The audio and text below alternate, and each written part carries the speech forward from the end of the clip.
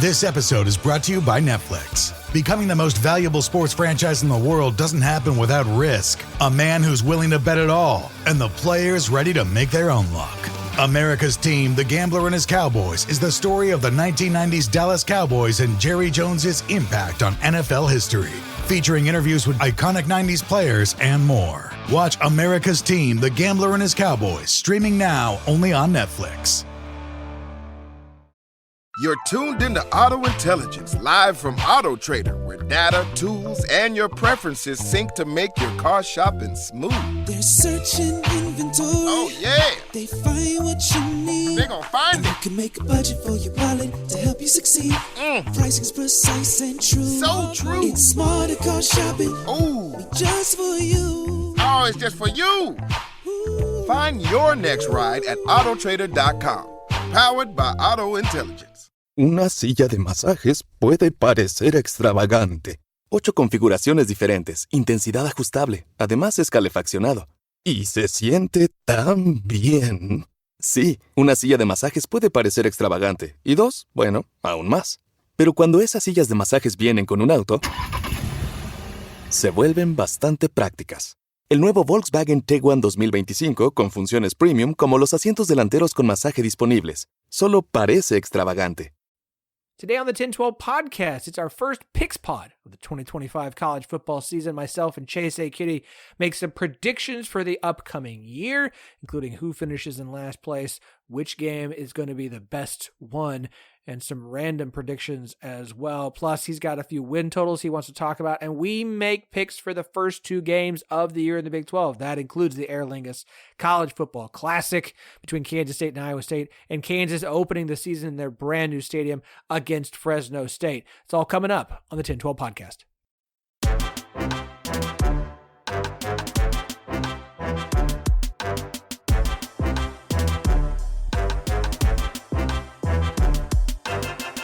Welcome to the 1012 Picks Pod, our first picks episode for the 2025 college football season.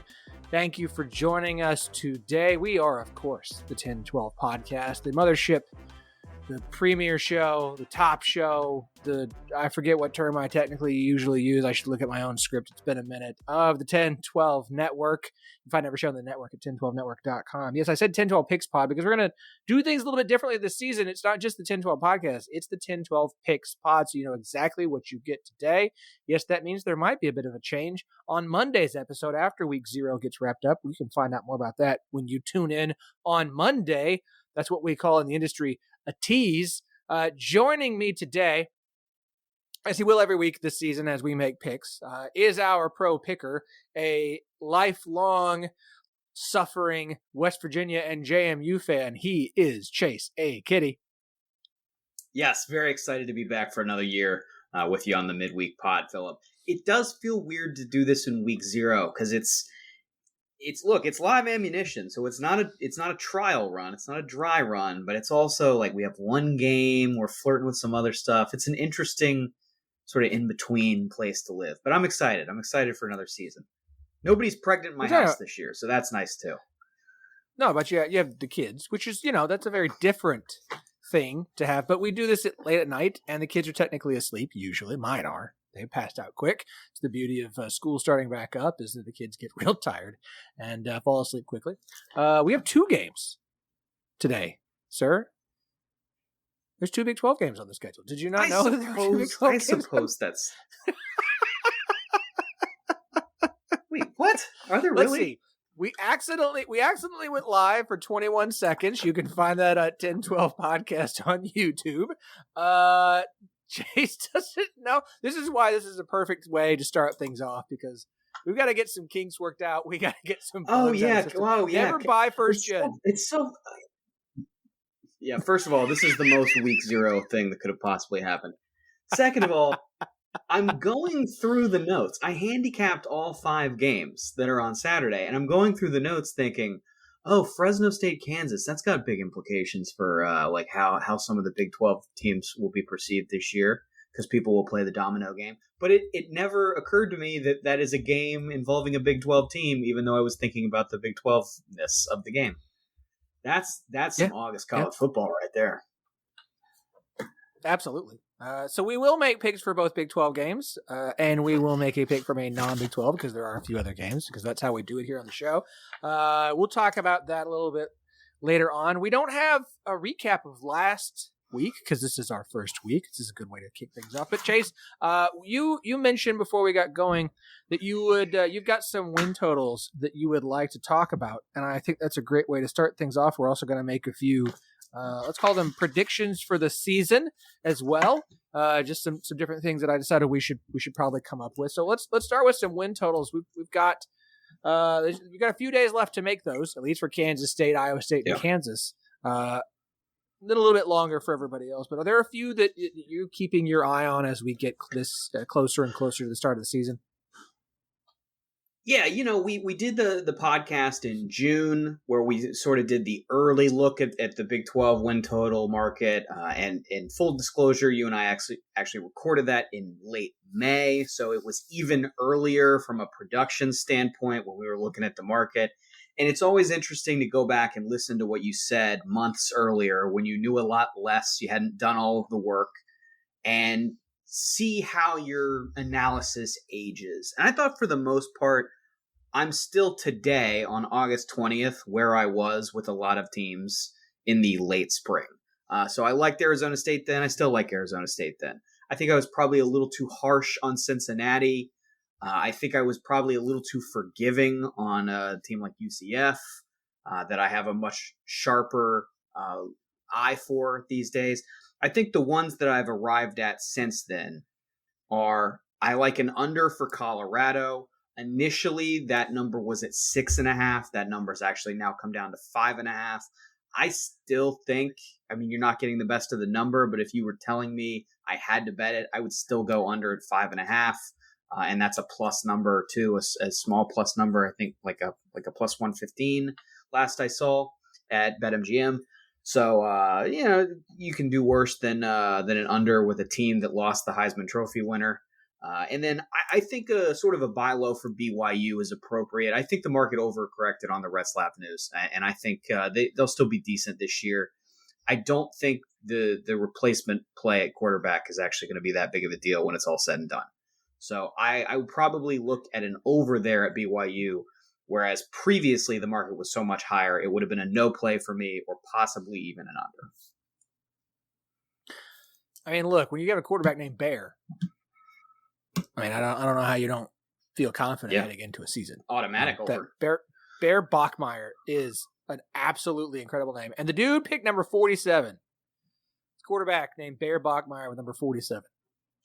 Just go ahead and put him on the Heisman short list now. I made say that somewhat in jest and somewhat not in jest. I would say I think that if I'm going to spend real money, the I don't have a Big 12 ones that I want to take, but I do have two non-Big 12 ones I like. And let's hear them. I've got a couple to share team there as totals well. Go ahead. As team totals go. I want the over 5.5 for Southern Miss. I think that people forget that they basically just brought in Marshall, who won the Sun Belt last year, and you should expect that they're going to maybe they don't win the Sun Belt, but the idea that they're not going to get to a bowl this year, it's minus 110 to go over 5.5. I'll take that. As we get closer and closer, I'm real tempted to put some money on them as a dog against Mississippi State. Not to win, but at least to cover. The other one I really like is it's plus 110 on over 5.5 wins for UTEP. Gimme. I think they're going bowling this year. Yeah, the Southern Miss stuff from May and June has aged very well. I talked about getting that Mississippi State number at 14.5. I talked about the win total at 4.5. You're now looking at the point spread for next weekend at 11.5 right now, and the win total is up at 5.5. So that is the value of doing the early work and getting the best of the number right there, because I just have a way better position in the market. And you do too if you listen to that June podcast. The kind of late ones that I arrived at from the non-G5 slate, Louisiana Tech over 5.5, Middle Tennessee over 4.5, and North Texas over 6.5. Now, the issue with all three of those is that it's late enough into the year that those VIGs are just slammed right now, and you're getting in the case of the Conference USA teams. I mean, some of the VIGs you'll see are like minus 185, and that's kind of lame. I still think intrinsically, if you do the math, there's value at those extreme prices because of the fundamentals of the teams. They're being that badly mispriced at a 4.5 or a 5.5 relative to maybe where they should be. The thing people have to understand about Conference USA this year is that you just got two new teams in there, Delaware and Missouri State. I don't think either one are going to be very good out of the gate. You have Sam Houston, which is a new team and just lost their coach, Casey Keeler, who's been there for a long time, who built that program into an FBS level program, who won 10 games there last year. He's now at Temple. That program is gutted. Jacksonville State lost Rich Rod up to West Virginia. Jacksonville State is in such a sorry state now that they're like a 17-point dog in week 1 to UCF. And I think we're probably going to spend a fair amount of this podcast talking about how bad we think UCF might be. So there are a lot of dead teams in Conference USA this year. And if you can identify some of those mid-pack teams like Louisiana Tech and Middle Tennessee, you're going to have a great path to an over 4.5 or an over 5.5. So even at a steep price, I think you have to consider it. That's the spiel. I like it. How do you feel about my Utah or UTEP? Are you on board with UTEP? I have heard some other people talk about UTEP and liking UTEP this year. I'm not personally there, but you're not catching me out of left field with that. That is one that I have heard as a, hey, keep an eye on. Okay. Good. Okay. Okay. Well, let's move on. I've got to put my my $25 into my Bet Saracen account so I can play my dollar bets throughout the season until I run out of money, which typically happens within about the time conference play starts, because I'll have one good week and then be like, $2 bets now and bust. But you and I are going to make some preseason predictions talking about how bad UCF is. Maybe they'll come up in one of these. I've got a few different things that we're going to discuss here. We're not going to do, well, we can do Big 12 champ at the end just for fun. That's fine. But I have some different things I want to do to help us kind of prepare for the upcoming season. First one out of the gate, Chase. Looking at a very interesting slate of games. And as we talk about here on the podcast on a regular basis, strength of schedule means absolutely nothing once the season starts, because what looks like a difficult schedule could be incredibly easy. What looks like an easy schedule could be incredibly hard, because this is the Big 12 and you just don't know who's going to be good and who's not. Which kind of leads to this first question of, you never know. We can look at games on the schedule and go, ooh, that's going to be a great game. That one's going to be good. It might be, it might not. So I'm curious from you, looking at the Big 12 slate of games. We're in December. We're getting ready for the Big 12 championship game. What game from this season will we talk about as the best game of the year? Arizona State at Baylor. I think it's going to be early. This is a September game, and I really think if Arizona State gets this game, they're just coming downhill all year at a back-to-back. And if Baylor gets it, I think it sets the tone for a team that has enough talent to win it. It gives them the head-to-head over Arizona State, and I really think that kind of splits the season right there into what kind of year it's going to be. And, Big 12, you never know. You gotta stay on your toes till November. Especially last year, we saw that. But I think that is going to be a very, very big game that ultimately decides who's playing for the championship at the end. And it's going to be really early. It's going to be in the first few weeks. I like that. I like that pick. Arizona State's going to be good. I'm very high on Baylor this season, so I could absolutely see that being one of the best games. Similarly, I have a game that's early in the season. In fact, it's the first conference game for both teams. I'm taking Texas Tech at Utah on September 20th. I like this Texas Tech team. I understand the running back injury that they suffered, and that's a really tough loss. I don't think that kills my expectations for Texas Tech. And I have come around these last I would say, month or so on buying in on this Utah team this season. There's no reason to expect a defensive drop-off, and there's no way the offense can be as bad this year as it was last year, especially since you're not trying to weekend at Bernie's, a quarterback out there who's going to hold the entire program hostage because he can't stay healthy. So I am very intrigued by Utah this year. I think the Utah fans were a year early, and this Utah-Texas Tech game on September 20th could have a major impact as we get to the end of the year as far as tiebreakers go on who's playing in Arlington and who's staying home until bowl season. Can we have the Texas Tech conversation? Sure. Let's have it.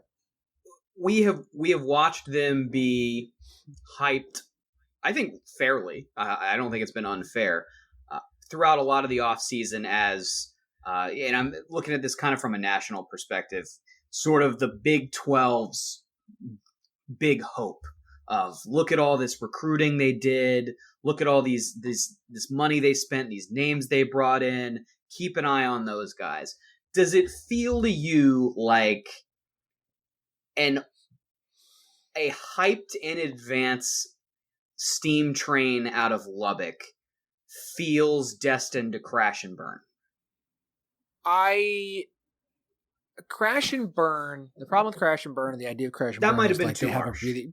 But no, I get the point. But that's how people who are against Texas Tech are like, there's no way this is going to be terrible. And it's like, maybe. The thing about Texas Tech is there's a big difference between like what Texas Tech has done and what, say, like West Virginia has done, right? There's a team who brought in a bunch of transfers who are all expected to like be primary players on a roster, and there's a team that brought in a bunch of transfers who I think that they brought in so much talent out of the portal gets overhyped because people think that they bought their entire starting roster that way, and that's the misconception from the anti-Texas Tech national perspective. Is what they don't realize because they haven't paid attention to Texas Tech since Joey McGuire got there is they've been building this roster. This is a talented roster. Yeah. It didn't have a lot of depth of talent, but it had a lot of talent in the starting spots, in the ones. What they did was they went out and got in a bunch of talent from the transfer portal. And so either you did bring in somebody who is more talented over an already good player, and so now your depth of talent is significantly better, or you brought in way better backups. I mean, the only position I would say that I have questions about past the starter is quarterback behind Baron Morton. Outside of that, I feel really good about the two deep across the board for Texas Tech because of how much talent they brought in. It's not that they bought their entire starting roster. They brought in depth of talent. And that's a very different thing to me than their entire defensive starting line, their entire offensive line, their entire secondary are all going to be like guys they just paid out of the portal and came in, and we have to figure out how to make this work. I think they've spent the last few years kind of. Look, they may not have the success. It may not work out. Maybe this running back injury is a bigger loss for them. Maybe Baron Morton, maybe Joe Broback is wrong and Baron Morton's not awesome. Maybe he gets hurt and it throws the whole season out of whack. I think if you view this the way a lot of people view transfer portal teams, as you just brought in a whole team to be your team, it's a misconception of what Texas Tech actually did and what they've actually built prior to this offseason. This is filtered through my own lens, I guess, but I feel like some of what I have processed from the national perspective on Tech is, well, the Big 12's wide open and the Big 12 doesn't have an alpha. And so here comes Texas Tech with the roster that it bought. Could they just step right in there and win that conference? Could Texas Tech just go, 11-1, 12-0 and march right into the playoff picture? And I think that perspective is disrespectful to the depth of the conference. And that's where I think my skepticism flares up and goes, I don't think it's going to be that easy. I think they will be. And that's fair. That's fair. Yeah. I think they'll be able to hold on to leads.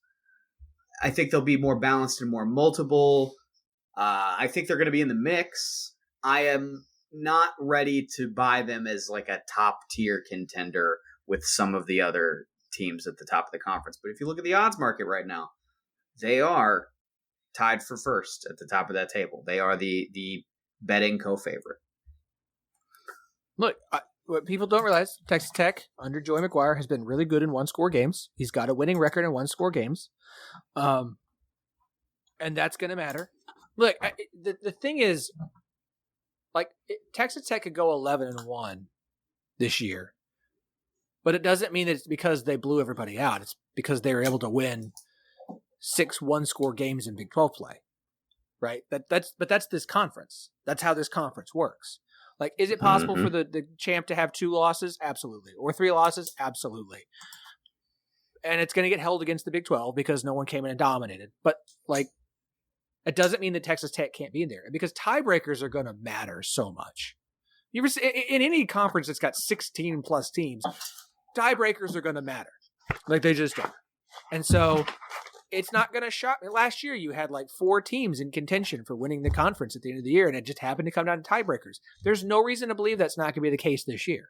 Like, it's going to. There could be 4 or 5 teams all kind of tied there. You look at Texas Tech, and I absolutely believe it's fair at this point in the season, to say, I could see them being one of those teams there. So it's a matter of what you like. Do you like Texas Tech's overall roster more, or do you like who we expect to be the better quarterbacks in the Big 12 more? Do you really like Baron Morton? And so, like, I think national media, and I hate having this conversation, I'm not sitting here trying to like talk down to national media. I think a lot of national media, not all, still come in with failed perspective on the Big 12 conference because they still view it through we have to talk about everything in comparison to the SEC and Big Ten lens, and them being great, and so nobody else, yada yada yada. And it's just like, it's okay. Like, they want to fix the Big 12 the same way they want to fix Major League Baseball. Right? I'm gonna take your word from that because I don't. Well, just without understanding that it doesn't need to be fixed and it's a fine product on its own. Yes.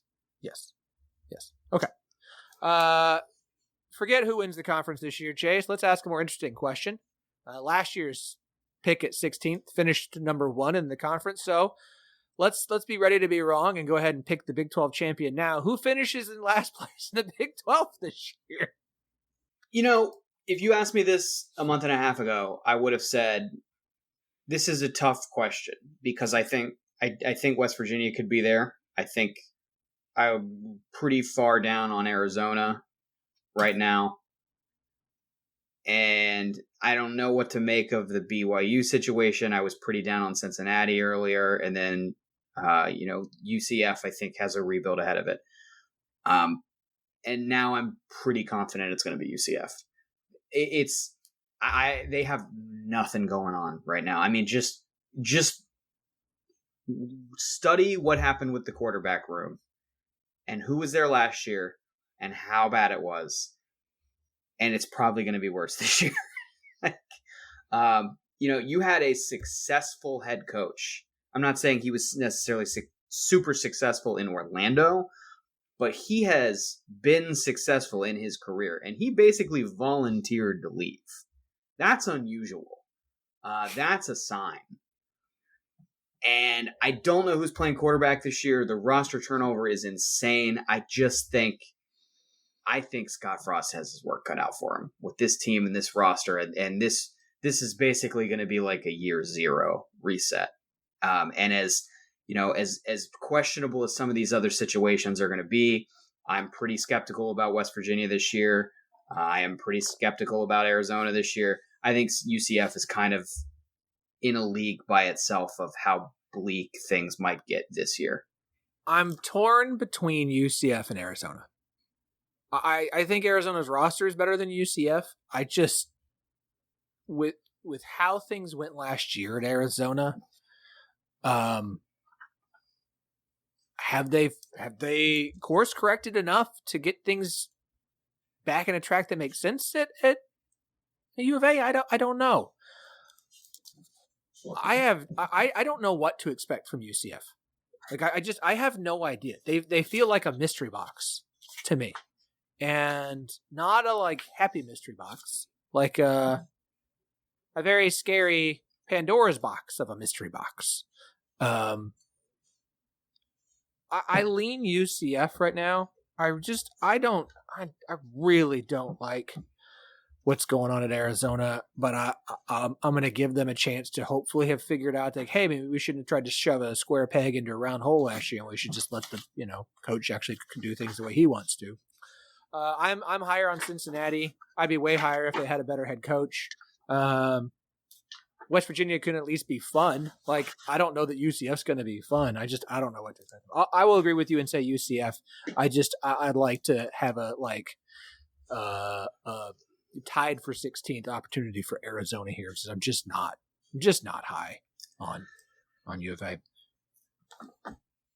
Yeah, the one thing you can say about Arizona is that Fafita is good. We know Fafita is good.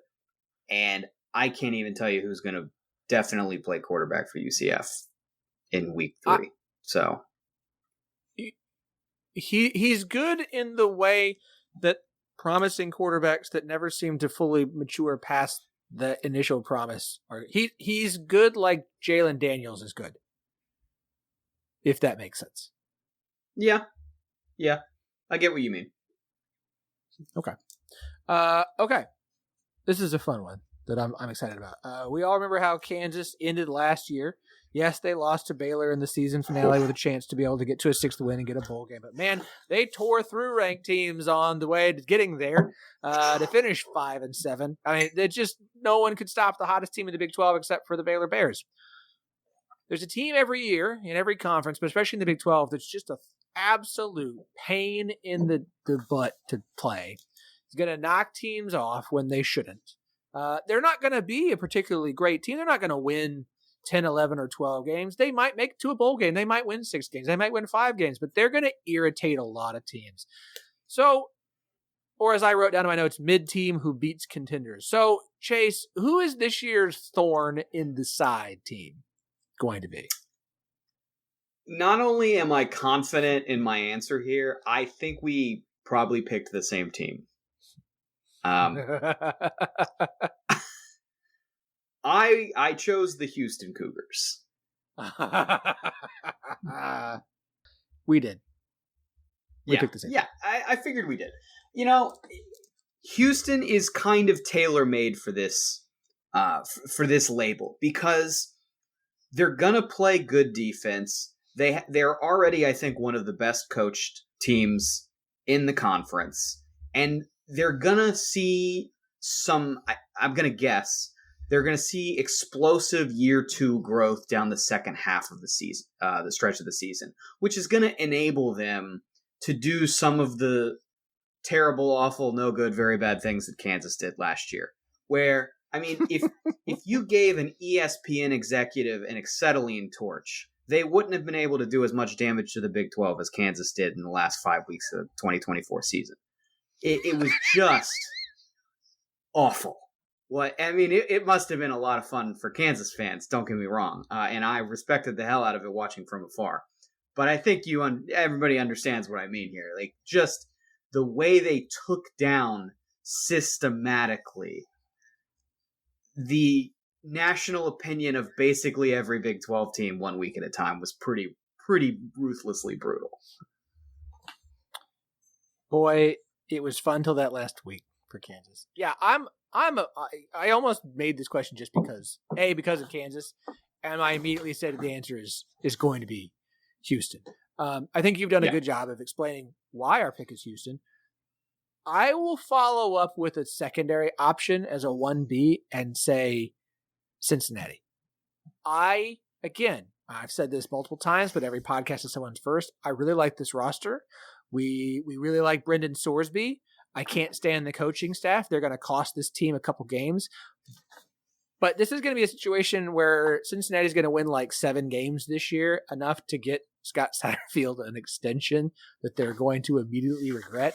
And those extra wins are going to come at the expense of a couple of teams that probably shouldn't lose to Cincinnati, like Arizona State last year. It absolutely, to me, Cincinnati is the other answer if it's not Houston this year. So maybe Houston's not as far ahead as we think, and maybe they still struggle. I still think Houston's going to be just an absolute thorn. I would present as a secondary option just to have someone else to talk about the Cincinnati Bearcats in 2025. I think if I was going to draft a secondary option, I could see a possibility where late in the season, West Virginia figures something out from the old Rich Rod playbook, and like they have a late install and they just start messing with people. But I still think they're going to be too bad to qualify as a mid team.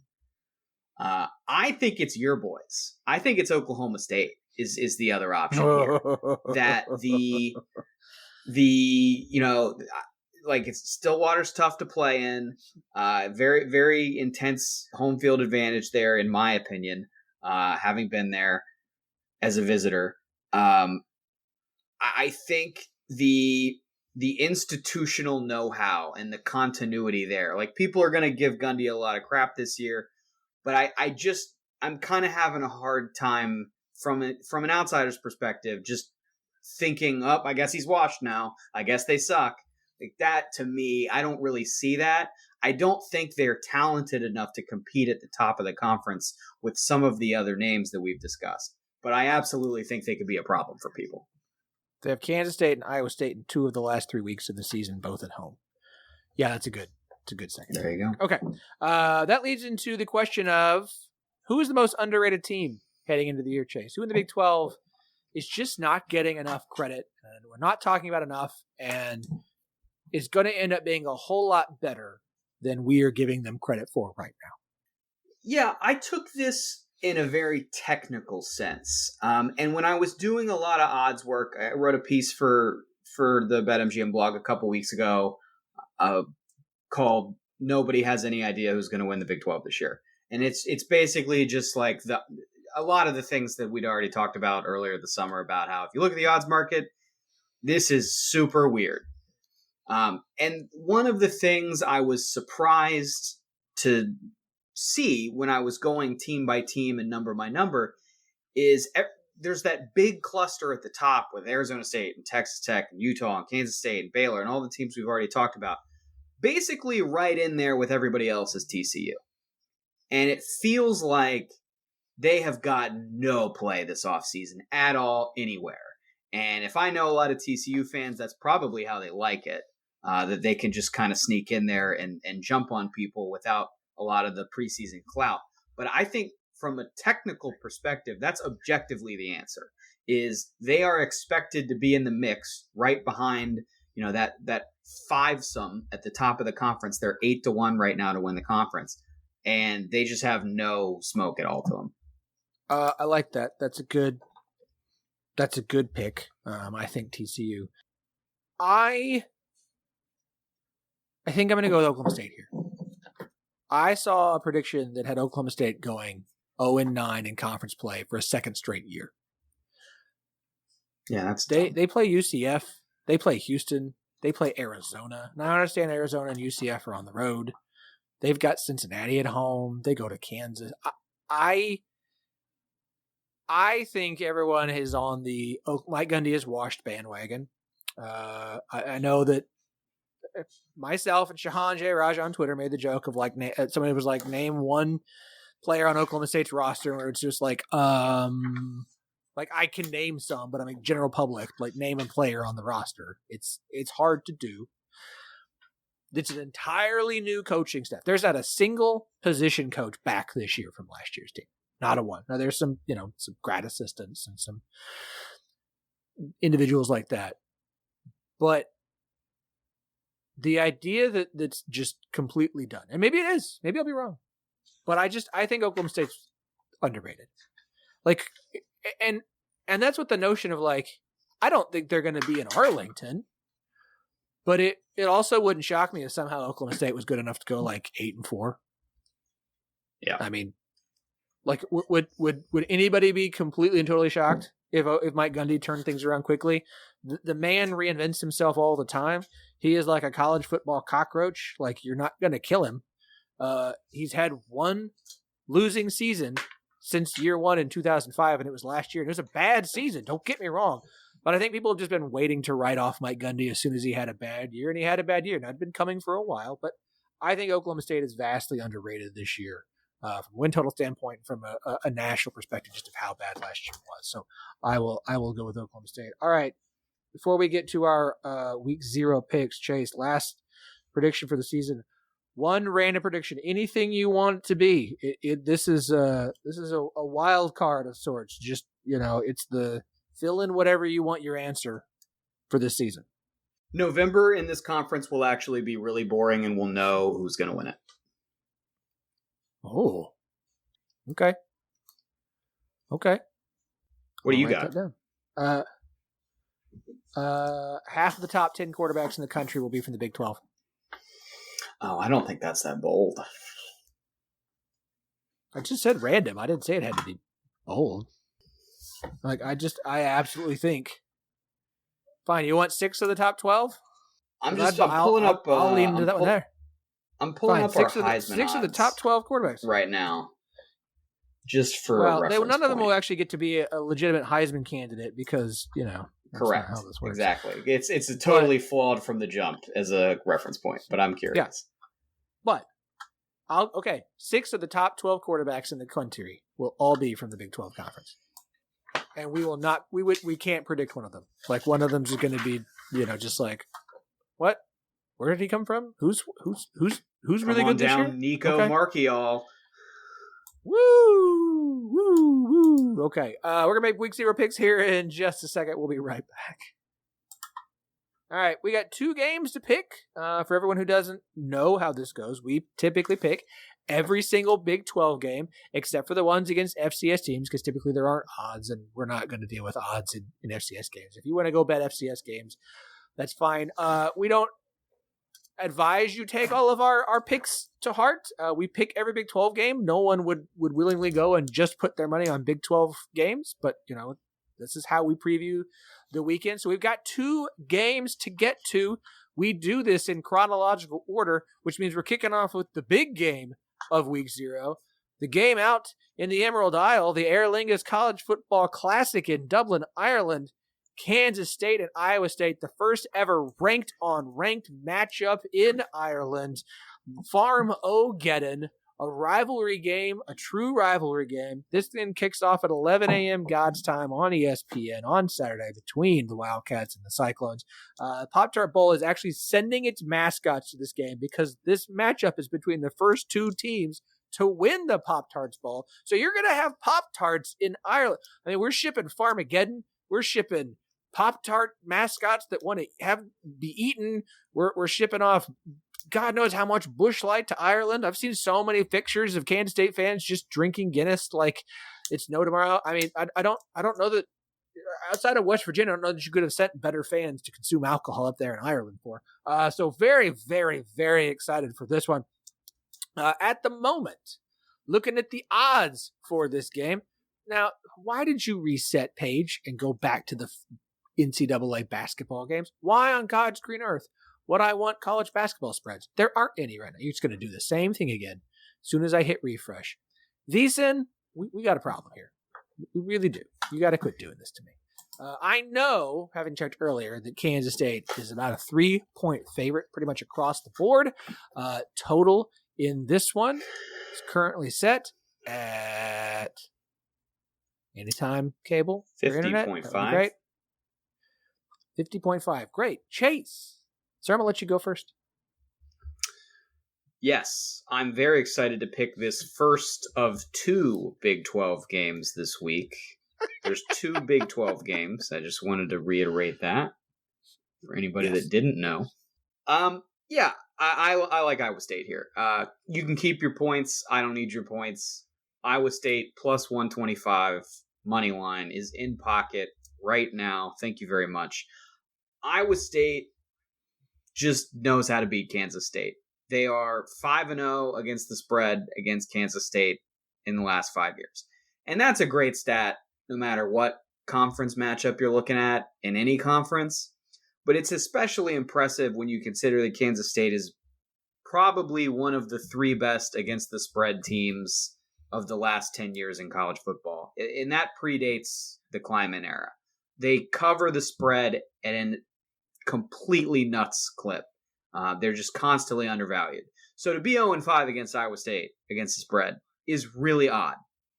I am a betting expert. I know a lot about football. I don't know everything about football. So I cannot tell you the exact multiplicity and extremely granular personnel advantages that Iowa State has figured out against Kansas State. But I do believe that there is something there, and that's driving this stat. And so I like the +3. I like the outright money line. It's also worth pointing out, I think, that just in general, the Ireland games have been really good for the dogs. Last year, we saw Georgia Tech win outright against Florida State as a big dog. 3 years ago, we saw Northwestern beat Nebraska outright as a big dog, and that led to Scott Frost getting fired a couple weeks later. So Ireland's been good for the dogs. I like Iowa State as a dog. I like Iowa State straight up and in every possible way you can imagine. And also, did I hear you refer to Central Time as God's time during a game that is being played in Ireland? Yes. Feels disrespectful to the Irish somehow. Take from that as you will. Yeah. Take from it as you will. Okay. I like it.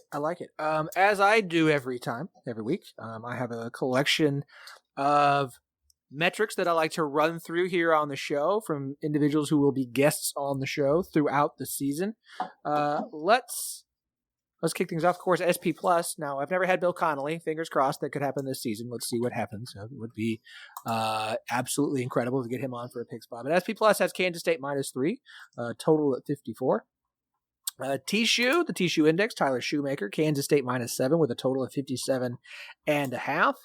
FEI, which is Brian Freeman, has Kansas State by 0.9 with a total of 50.4. Beta Rank, Rob Bowron, not up yet. They're getting things loaded, so we'll have him next week. Our good friend Parker, which is called the Stat Parker Fleming, Stats War on Twitter. K-State -4.15, total of 46.67. And Kelly Ford K4 ratings, Kansas State with a 60% chance to win. So we've got a consensus on the K-State side. This is week 0. It's in Ireland. I'm going to bet that the fan bases are pretty split out there. It's the first game of the season. What's interesting to me in this one, and I know your point is valid on Iowa State, especially Matt Campbell seems to know how to beat this Kansas State program under Chris Kleiman. How is Iowa State going to come out in this game? Because Iowa State is notorious under Matt Campbell for being, to describe it as vanilla is an insult to vanilla because vanilla is a delicious flavor, for being tepid room temperature water on offense to start a season. And not really beginning to open up the playbook until they get into conference play. But here in week 0, they start with a conference game that counts against the conference standings. So I can't imagine they're going to come out and play with a flavor of burnt toast. I think they're probably going to be something a little more interesting and exciting. I don't know what that looks like from Iowa State. I don't know what it's like to see Matt Campbell have to care about a game enough and winning a game enough in the first game of the season to have to come out and coach that way. I'm not sure what that looks like. I understand that you should probably take Iowa State and Farmageddon the last few years. But I'm not gonna. I'm gonna take Kansas State. By 3 feels good. Love it. I know you do. I know. We're gonna start off the season on opposite sides of this thing. It's wonderful. It's wonderful. Love it. I'm gonna take Kansas State -3. I'm gonna do it. And I'm going to do it with a smile on my face, and with a can of Luck of the Cats from Manhattan Brewing Company in my hand. If you haven't watched our beer and Pop-Tarts pairing with them and Scott Wildcat from Bosco's Boys, go to YouTube and you can check it out, along with the accidental 20 seconds of live between me and Chase. Oh, Ten12 podcast on YouTube. Okay, second game of the weekend slate for the Big 12. I love that there's 2 Big 12 games in week 0. I need this on a regular basis. Kansas opening up the season in their beautiful new stadium after a year of construction. The drone footage they showed on Twitter is gorgeous. I have got to get to that stadium. Cannot wait to do so. I believe friend of the pod, Douglas Farmer, said he's going to be out there week 1. So if you see him, tell him, hey. Kansas can open up against Fresno State on Saturday at 5:30 God's time on Fox. This is the first ever meeting between these two teams. the first game of a 3-game series that will continue in 2030 and 2031. So we got a little while before this series picks back up. At the moment, Kansas currently about a 12.5 to 13-point favorite, depending upon your book. Over-under around 50.5 or 51. Similarly, depending upon your book, as Chase went first last time, I will go first this time. And read through the stats from our good friends. SP Plus has Kansas as a 13-point favorite with a total of 56. T-Shoe has Kansas as a 14-point favorite with a total of 50. FEI has Kansas as a 10.2-point favorite, total at 55.1. Beta, as I mentioned, not up yet. Parker, Kansas minus 14.89, total at 49.63. And Kelly Ford gives Kansas an 88% chance to win. Kansas is one of those mystery box teams because they lost so many important pieces from last year. Devin Neal is gone. A lot of the secondary that was so good for them is gone. I don't know what to expect from this Kansas team because there's just a lot of new faces who are going to be making an impact on this team this season. But after a year in which they made the wrong OC hire, they have promoted from within the guy who's been Jalen Daniels' quarterback coach for the last 3 years.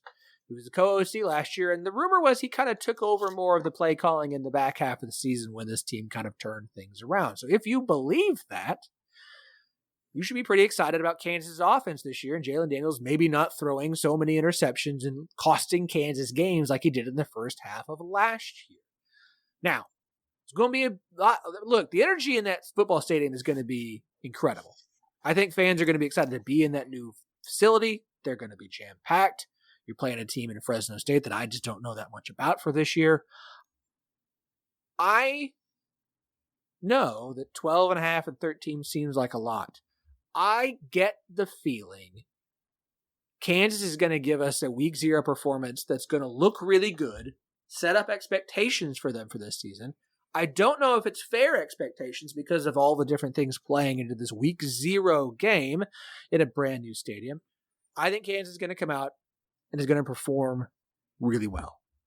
And so because I can get this at less than 2 touchdowns, including at 12.5 in a couple of different books, I will take Kansas to cover a 12.5 point spread because I like a game in which I think they should win by 2 touchdowns or more. Chase. Yeah, you did a good job there highlighting the Kansas side of it. But Kansas is not the only team that is playing this game? A total mystery coming into this game. Because Fresno State did I say Kansas State? No, you're good. You're good. Kansas is not the only team. Kansas is not the only team that's a mystery coming into this game. Fresno State is also a mystery, is the point that I was trying to make there. Got it. New head coach because Tedford is gone. Tedford did a great job at Fresno, won 29 games from 21 to 23. Wheels not so great last year, 6-7, but in general, Fresno's been really consistent out there in a Mountain West that often has other good teams at the top of it. So they should be taken seriously. Matt Ince is the new head coach. He was at North Dakota State. He left a couple years ago to do like a weird one-off as I think like a linebackers coach at USC. It was, it was a year off of head coaching to get ready to take an FBS job, which is what ends up happening down the road at Fresno. And so we don't really know what this is going to look like. I probably have more exposure to North Dakota State than most people, most bettors. So I feel like I have a little bit of an edge here in projecting maybe what Fresno is going to try to do. I think if you're going to give me a super wide variance game like this, where Kansas has a lot of turnover and we're not totally sure what it's going to look like, and Fresno State has a ton of turnover and a new head coach, and in general, the market's not totally sure what it's going to look like. So you're going to give me a massive bell curve with lots of options, and one of those teams is going to get 12.5 or 13 points. I'm probably going to take the points. Now, to be thorough and to give listeners a different look here, I'm going to also mention that Fresno State, in their last 5 games against power conference teams, the under is 4-1. I believe they also have maybe 3 of the last 4 season openers have gone to the under. So a total play here would be interesting. I do think, yeah, and I should mention on top of that, anytime you're betting an under in week 0, that's generally a sharp move. That's a smart thing to do. It's a good place to put your money. I just think the volatility index with a Jalen Daniels game, trying to go under 50.5 with a new OC, like you mentioned, there's a lot there. So I'm going to stick to taking the points, which is, I think, where I want to be here with all of the variants. So I will say, did you say 12.5 is the best number now, or are there still 13s out there? There are 13s. But there's 12.5. Oh, then yeah, I want the 13. I will take the 13. So you're taking Fresno plus 13. Fresno plus 13. Got it. All of you. Okay. We always do a non-Big 12 game, and there are a few options to choose from here this week. We've got UNLV versus Idaho State, Hawaii versus Stanford, Western Kentucky versus Sam Houston State. Chase, you get to go up first. What would you like from one of these games? Phillip, we did discuss this, but look, I'm a Maverick and I play by my own rules. So I'm going to tell you right now. I know that about you. I'm taking 2 games. Whoa. Uh-oh. All right. Figure it out in the Excel sheet, my friend. I'm taking 2 games.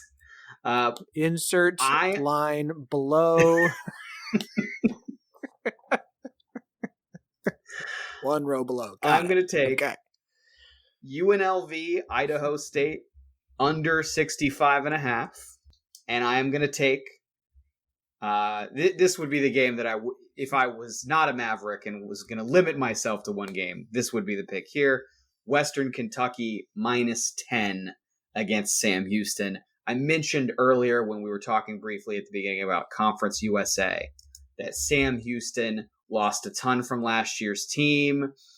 Casey Keeler, who's really shepherded their program for pretty much the last 10 years or so, took them from a very soft, finesse, offensively oriented, incomplete team to a team that won the FCS National Championship during the spring COVID season, took them through this FBS moving up, and then went to Temple. So he is no longer there, and I think this is going to be a long and difficult rebuild over the next couple years to only be plus 10 in a week 0 conference game, because Kansas State, Iowa State is not the only conference game this weekend.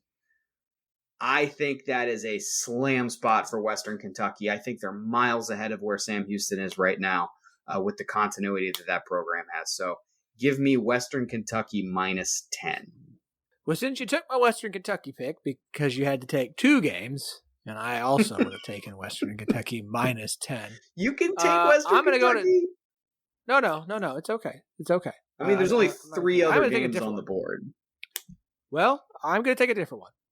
Because I can get it at minus 1.5, I'm taking Hawaii as a 1.5 point favorite at home over Stanford in week 0. Because, of course I am. Why would I not? It's the only game left.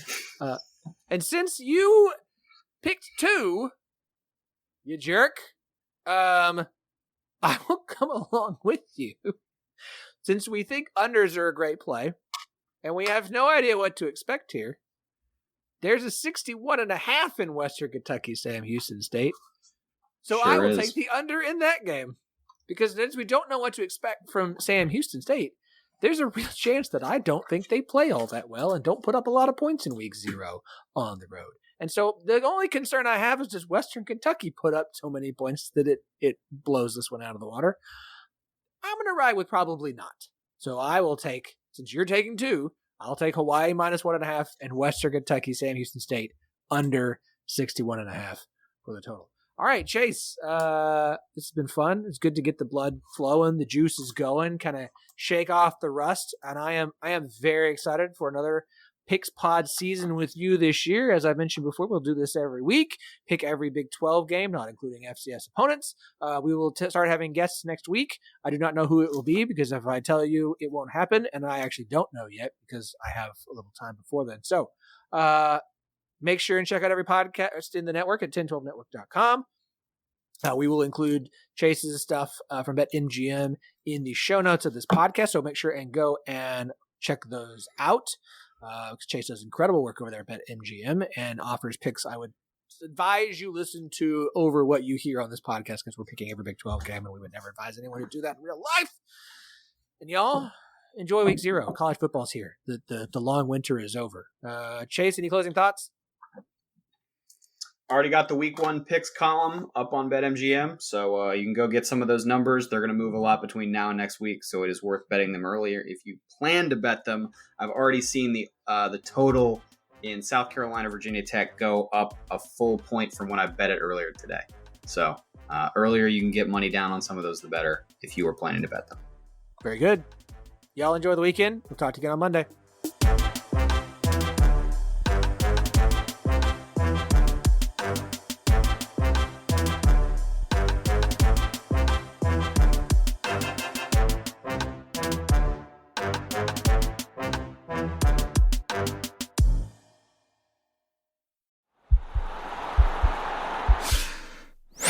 This podcast is part of the Sports Social Podcast Network.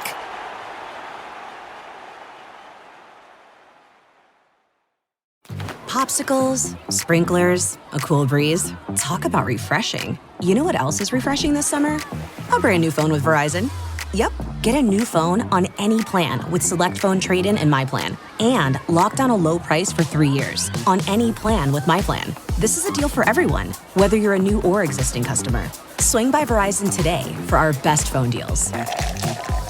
3-year price guarantee applies to then current base monthly rate only. Additional terms and conditions apply for all offers.